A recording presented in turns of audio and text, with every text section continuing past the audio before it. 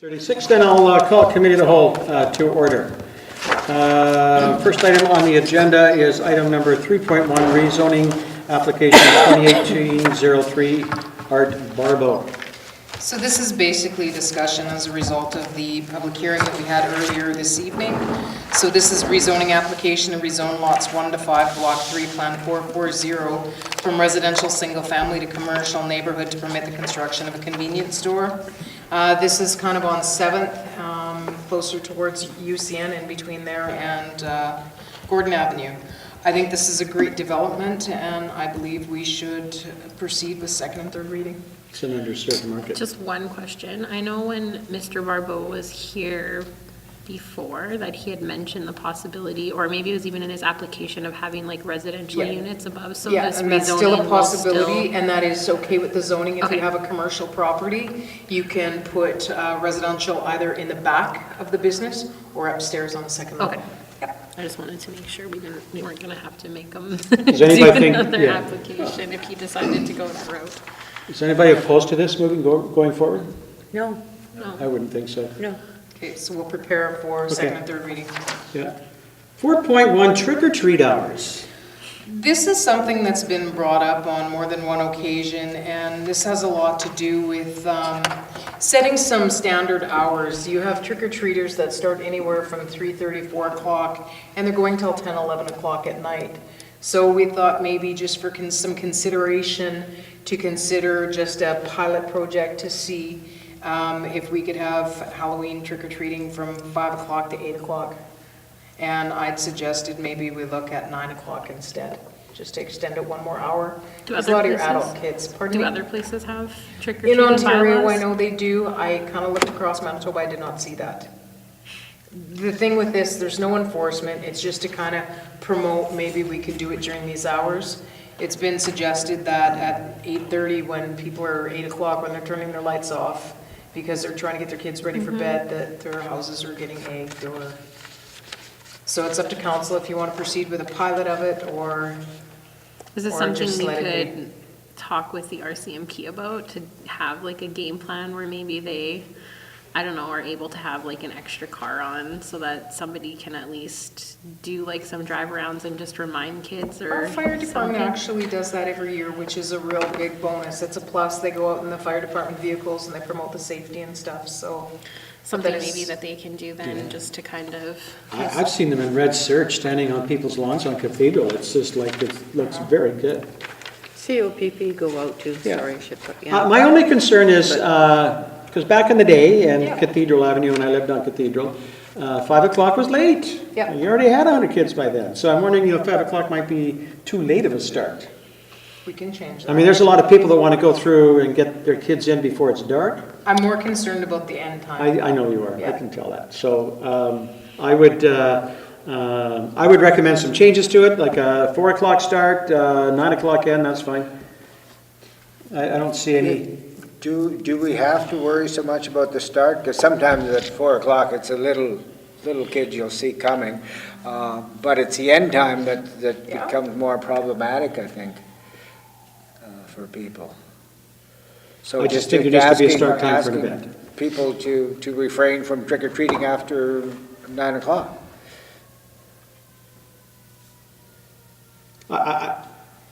If you have an event, it has to start at some time, it has to end at some time.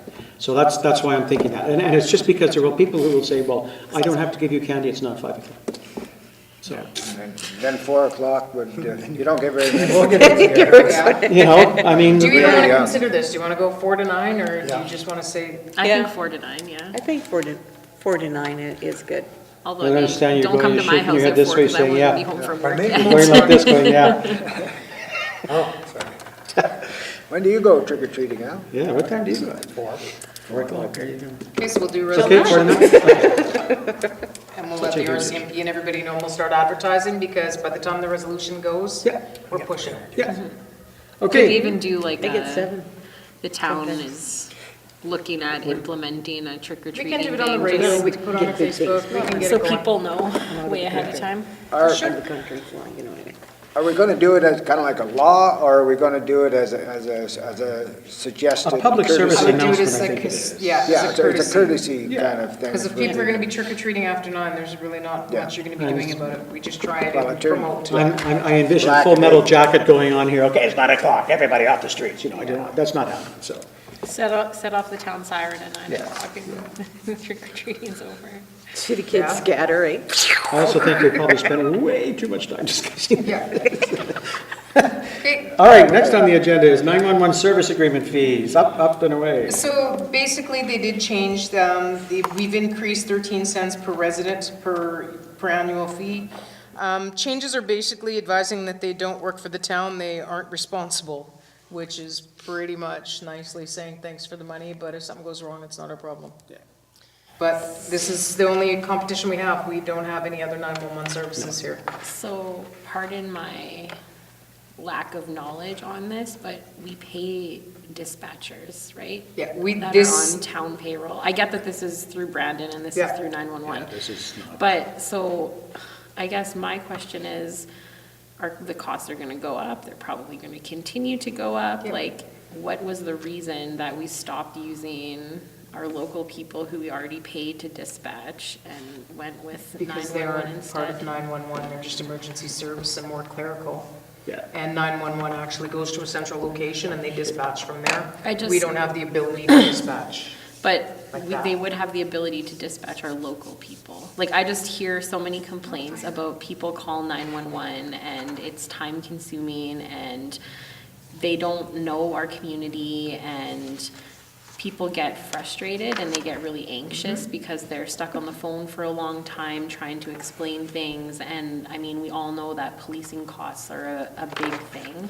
So I'm just wondering again, like, is there a way to amend the agreement so that the daytime dispatching, when there's somebody in the office, actually goes to the local people and they just take care of our after-hour calls, or? I can look into that, but I'll guarantee you 911 would never agree to that. What happened in the past is our RCMP dispatched their own, and at one point we had the hospital dispatch fire department. Neither of them provide those services anymore.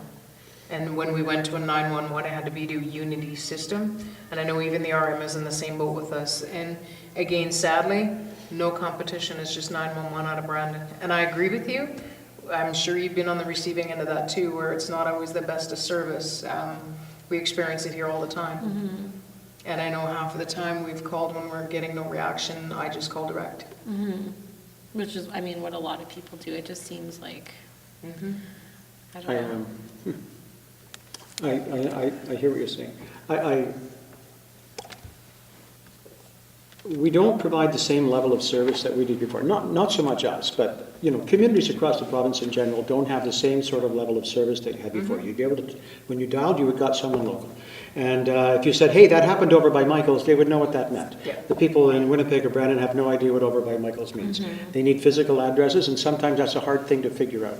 I think as a community, the PAW's done a really good job of getting numbers up on buildings, so it's easier to locate and whatnot. But again, we pay $2.5 million for policing services, plus we have employees on the payroll that work there. And so maybe we need to, if we're going to continue having employees working there, that maybe we should be having a better understanding of the role that they play. Because I think we will find out that it is very much an administrative role and not an emergency services role. What I can say about their role at the clerks there is they do a lot of the paperwork for the members, which is a bonus for us because they take a lot of onus of the papers off of them, But right? quite likely, the net is probably pretty positive. Yeah. I'm just wondering, like. No, for sure, would it's a it be good question. cheaper if we did it ourselves, even if I that don't think meant even legally having we can do it, to be emergency realistic. people? I can look, but I'm pretty sure we legally can't do that. I get a whack on the hands. Why?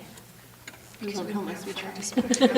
No, never No, be and it's afraid to try. 911, it's police, it's fire, and it's ambulance, so it's probably legally that we have to provide through 911 So in the meantime, and in services. between time, we need to sign this Yeah, agreement. we do, but we can still look into that. All right, 4.3,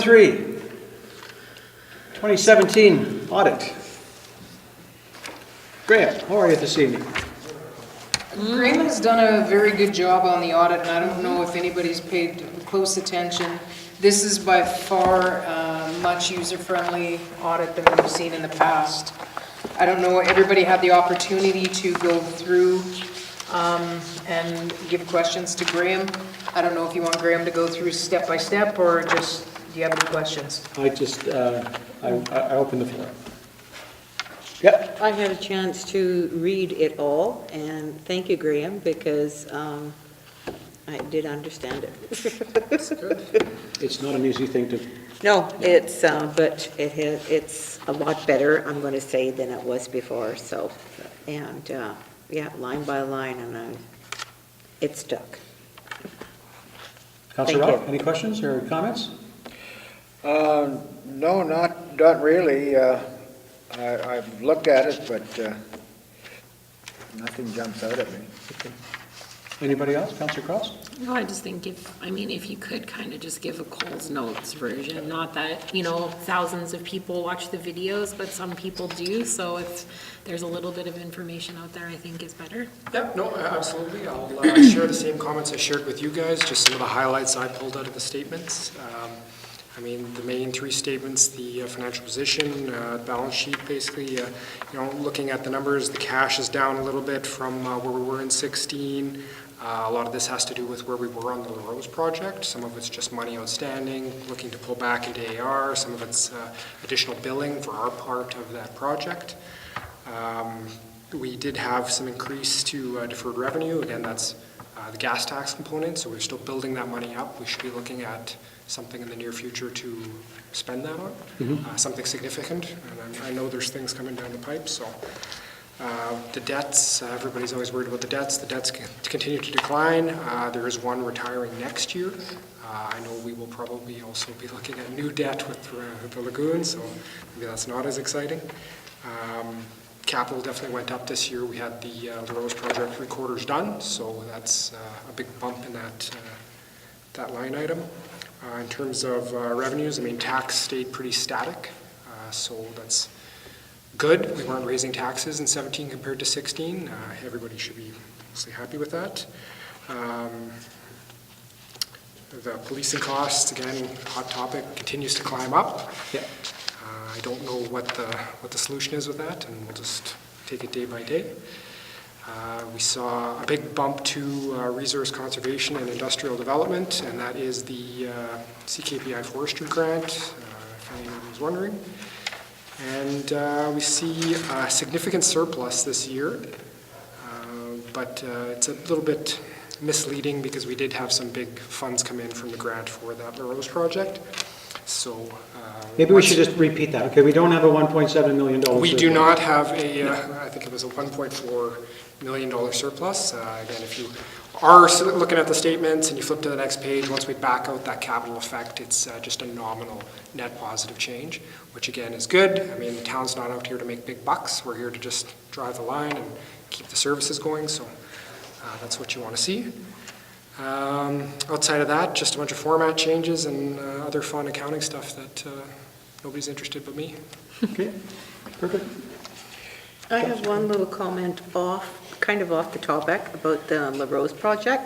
I had a citizen come into the shop, and her basement, she always had a dehumidifier running constantly, and her basement was always wet. And since the LaRose project has been completed, she has a dry basement. No dehumidifier running and no water seepage. So, She's a happy lady. yeah, very happy citizen. Okay. Councillor Gibb.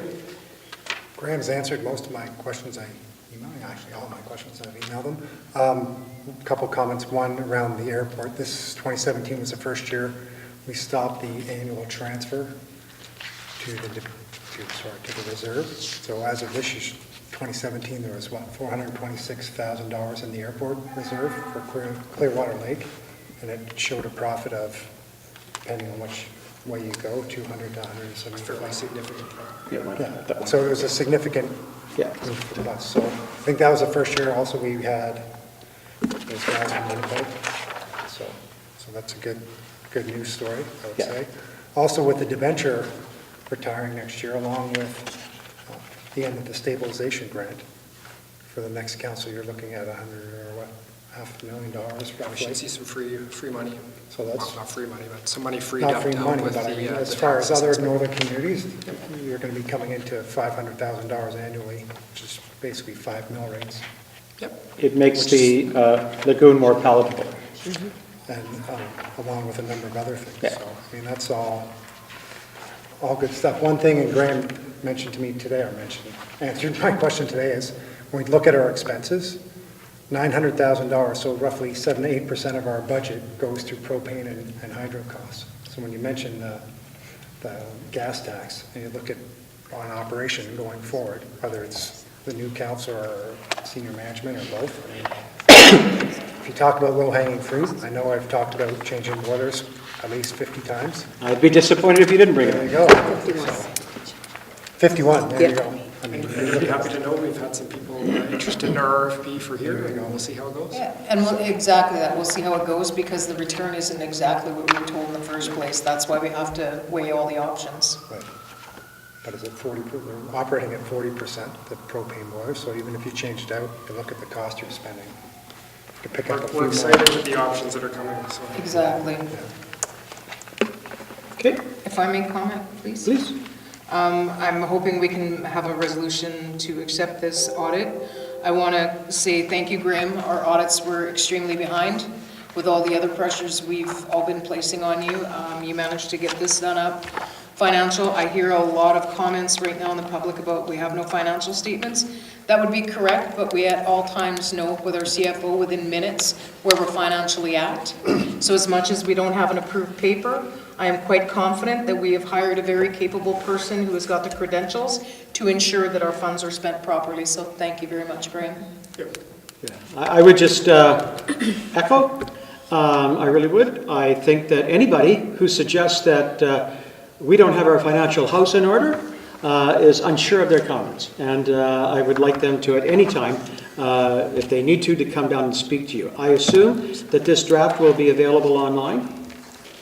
Typically, we It's don't listed in a publish the public meeting, draft. so, Yeah, well, When it's finalized, right? once it's finalized, it goes on the website for anybody to view, for sure. Yep. perfect. Job well done, thank you. Thank you. Okay. All right, oh, sorry. Just before you get away, Absolutely. with regard to this, and since we've mentioned reporting, what is the situation in terms of, at one point, now that you're catching up, can we expect this at council to see actual reports of regular, either monthly or quarterly or? Yeah, no, absolutely, and it's been a constant conversation we've been having. So what I'm hoping to get is a 6-month catch-up for the year, hopefully by next meeting, if it's possible, and give you guys something to look at before the new council comes in even. So. Is it reasonable for council to expect that we can produce monthly reports at some point in the future, or are there other challenges that? Well, I mean, there's always going to be other challenges, but I don't see why we can't come up with something reasonable. The big issue was that because it was so far behind, I was not confident of the numbers I was going to be giving you. So a lot of the questions came to things like reserve numbers, what's the balance as well. I mean, when you're 3 audits behind, there's not a lot of dependability there, but in terms of the current operating statements, they've always been fairly good, and I'm hoping, again, that we can start doing something a lot more regular that gives council that information we can present to the public. Thank you. I appreciate the fact that you point out that accuracy trumps speed, so. You should get a balance of both, right? Yep. Thank you. And just to add to that, we did hire someone to assist, and we both agreed that it was a little helpful, but it's very difficult to have an outside party come in and try and do our stuff. So to me, we would have been better off just waiting it out as we pretty much did, because it was money Yep. not well spent. No, I agree. Good. Thank you. All right, 4.4, RFP 02 2018 Professional Audit Services. So we have our tender up for audit services. We only had one proposal, and this was submitted by Collins Barrows, and they are current persons that provide this service. They're down from previous years, so over the next couple of years, from 2018 to 2020, it's actually a savings of $13,650 from previous years. again, now we have a much nicer audit statement to read, so we're recommending a resolution to accept that tender. All right. Anybody have an issue with that? Perfect. Get a resolution put together. All right, let's see, additions and deletions to taxes. We have yet another one of the additions and deletions listing. We're going to be forwarding a letter to assessment branch requesting these all be sent in one pile rather than four Yeah. different times. So this is removing the previous building known as the Hawaiian and the addition of a residence, so we're still ahead of the game. So it's a resolution to approve. I just Counselor have Cross. one question, and I don't know if you'll be able to answer this, but so when it comes this late in the game, this is still 2018 taxes, so people have either already paid their taxes, so. Because these are additions and cancellations, the extension is usually to December to pay them. Okay. But they also have the process right now to go to our Board of Revision. If they don't agree with the reduction or the addition, they still carry the right to make those changes that will affect their 2018 tax assessment and also moving forward to their To 2019. 2019. I was just like, wow, like, did they just get stuck with a bill that they had no idea was coming this late in the game, and Yeah. they're late, but if they get an extension, then that Yeah, makes it a little easier to swallow, I for guess. sure. 4.6, payroll and accounts. So we require a resolution for pay period 20 in the amount of 106,114.03. We sure notice a difference now that we don't have the summer students. General of 3.535, 414.71. EFTs for 54,628.35 for 3.590 million, and we're looking at 436,481.90 being CKPI grant, 15,434 is fuel, and Receiver General for RCMP, 486,835. And what's 486,000 for That's RCMP on the quarterly. last check. Sorry, what's Clear Tech? Clear Tech is all our chemical and stuff. Oh, okay. Yeah. All right, resolution to pay the bills. 5.1, job description, airport equipment operator. So basically what this is just rectifying a lot of outstanding issues at the airport and updating a lot of the job descriptions and changing some of the names.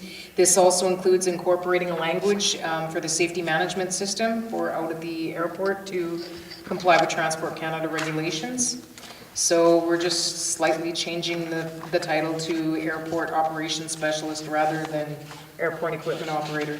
So we would require a resolution to accept the revised job descriptions. This wouldn't just be an administrative decision? You have to pass it because Okay. resolutions Right. for job descriptions are by council. Okay, any others?